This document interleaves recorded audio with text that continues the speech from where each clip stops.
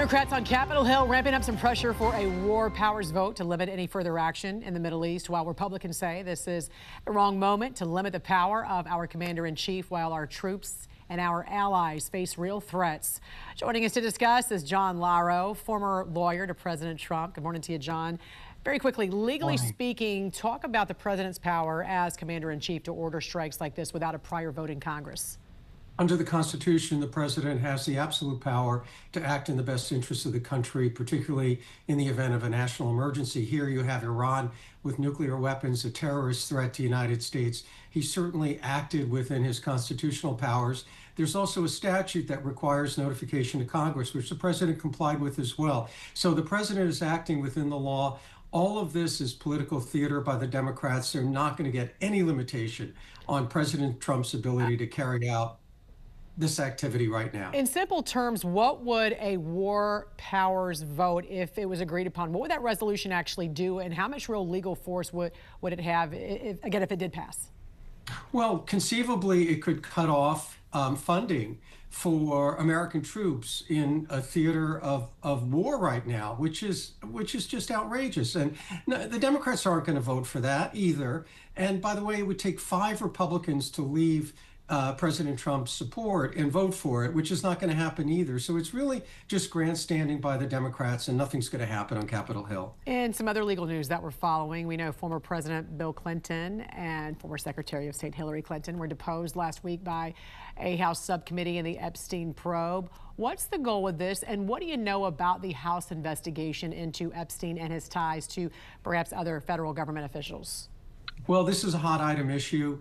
Obviously, Congress is interested in it, and there's going to be public hearings and public disclosures. One thing about Bill Clinton, he was called Slick Willie for good reason. He's very, very good at answering tough questions. But the biggest takeaway of his testimony is President Trump had nothing to do with Epstein, which really undermines the entire Democratic defamatory assault on President Trump with respect to Epstein. And Clinton turns out to be one of Trump's biggest supporters. He had nothing to do with it. What are some other names of other former officials that we can maybe expect to hear in the coming weeks and months, perhaps? It's not clear. A lot of this is, in effect, under seal right now. Much of it was grand jury testimony, so we'll just have to wait and see. But clearly, people are interested for a number of reasons. One, it involves child abuse. Second, it involves abuse of power. And finally, it involves a sense of the American people that there's 2 standards of justice, one for the very wealthy and one for the rest of us. So I think this is going to stay with us for a while. But the good news for the White House is you have a leading Democrat but saying President Trump had nothing to do with any of this.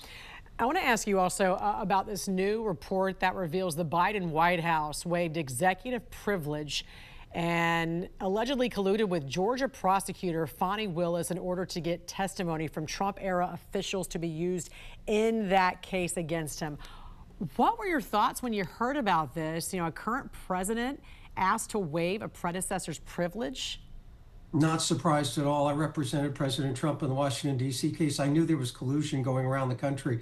This was all orchestrated by the Biden administration to weaponize the criminal justice system to go after a political candidate, President Trump, in fact, go after a political movement. Everything they did was to try to disrupt his campaign. I'd like to see the outrage of the Democrats in terms of using the criminal justice system in this way. What Fannie Davis did in Georgia was an absolute disgrace, and she got I guess set on her own fanny with that case, right? I mean, the whole thing got dismissed. All right, former lawyer to President Trump, John Lauro, always a pleasure talking to you, sir. Thank you so much for joining us this morning. Have a great week. You too. Some Democrats on Capitol Hill are trying to limit the president's authority and force a vote on the war powers resolution. Other lawmakers argue now is not the time to handcuff our military, shut off our defense systems, and jeopardize national security. Joining us now to discuss is Tennessee Senator Marsha Blackburn. Good morning to you, Senator. You are one of those senators against this war powers vote. Democratic Senator John Fetterman, already a hard no. How many GOP senators would actually even vote for this? I mean, is this DOA? Jan, I never speak for another senator. What I can tell you is this. As I have talked to Tennesseans this weekend, they are grateful that President Trump took action. They are grateful that the Ayatollah is gone and that this reign of terror has ended. They are very hopeful for the Iranian people that they are going to grab this opportunity to establish a democratic form of government. And the Iranian Americans that live in Tennessee that I've talked with have been sharing video that they have gotten out of Iran or that they're getting from other countries that show the celebration and the support for the Ayatollah being taken out.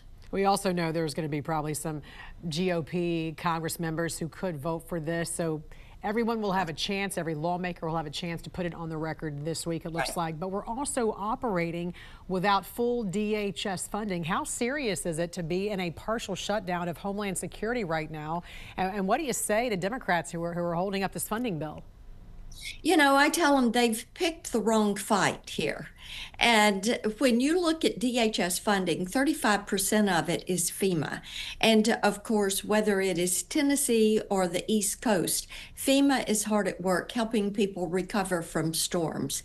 And we also know TSA and the protection of our nation, the Secret Service, this is all funded through DHS. Now, the reason they picked the wrong fight is ICE funding was taken care of in the big, beautiful bill during the summer. They are funded through 2029. So the Democrats, some of the Democrats may not like ICE. They may not like what they're doing, but you're not going to address it by attacking the funding for the Coast Guard, for TSA, for FEMA, and for other DHS operations. Right, and you're putting security at risk as a result. And speaking of which, you have introduced the Migrant Crime Reporting Act, which would require states to publicly track crimes committed by illegal aliens. Why is that transparency so important, and how would your bill give states the tools to report this data? Yes, I was reading a report that the Tennessee District Attorneys Association had done, which was chronicling the crime committed in Tennessee by those illegally in the country, and really dug deep on this. There were murders, robberies, car thefts, things of that nature. And pardon me, I thought it is appropriate that we look more holistically at this, state by state. What is happening in states that have sanctuary policies? What is happening in states without sanctuary policies? And by having the states utilize the template that they did in Tennessee, then the citizens will know what portion of crime, and indeed when you see escalation rates in crimes, such as DUIs, injuries or death by DUIs, and you see these escalation rates, you can more closely monitor what is happening from individuals illegally in the country who are working outside of the rule of law and our requirements, and what is happening with crime in our communities by citizens in those communities. I also want to ask you about a recent op-ed that you wrote saying that if big tech will not protect children, Congress has to step in. Of course, this all comes as Mark Zuckerberg testifying in the landmark social media addiction trial in California. Tell us more about the Kids Online Safety Act, because I know this is a huge passion of yours, and also what this act would do. What would it effectively do? The Kids Online Safety Act would establish product safety guidelines for the virtual space. Jan, when you look at every industrial sector in this country, they all have product safety guidelines, whether you're buying a car, a mattress, a coffee pot, a toaster, anything. And the only area in our industrial sectors without safety, product safety, is the virtual space. This would establish that standard. What we have to do is make certain that we are protecting our children in the virtual space. And right now, there are not any guidelines. You cannot delink from these algorithms. You cannot have an opening of that black box. You are not able to report when there are adverse actions in the virtual space. And that is the crux of what is happening in this social media trial in California. So would the liability fall then on the actual platforms themselves, or where does parental responsibility also come into play in this? Yes. Well, just like with every other component, there's always going to be parental responsibility. But what we have not had is the toolbox and the guidelines. You know, we say a child cannot get behind the wheel of a car and get that driver's license until they're 16. Of course, parents are involved in that. But right now, there is no place for parents to report bad actors and to have those bad actors held to account. There is nothing that says social media, you share in this responsibility to monitor your product, which are these platforms, and to make certain that bad actors are removed from these platforms. So the Kids Online Safety Act would put those protections in place to make certain that in the virtual space, our children have that baseline of protection. All right, look forward to following that and also the votes on that. Tennessee Senator Marsha Blackburn, we appreciate you joining us this morning. Have a great week. Good to join you. Thank you. Thank you. Meantime, Congress is preparing for a high-stakes showdown this week over President Trump's military actions in Iran. Both the House and Senate scheduled to vote on the war powers resolutions seeking to stop further military action without congressional approval.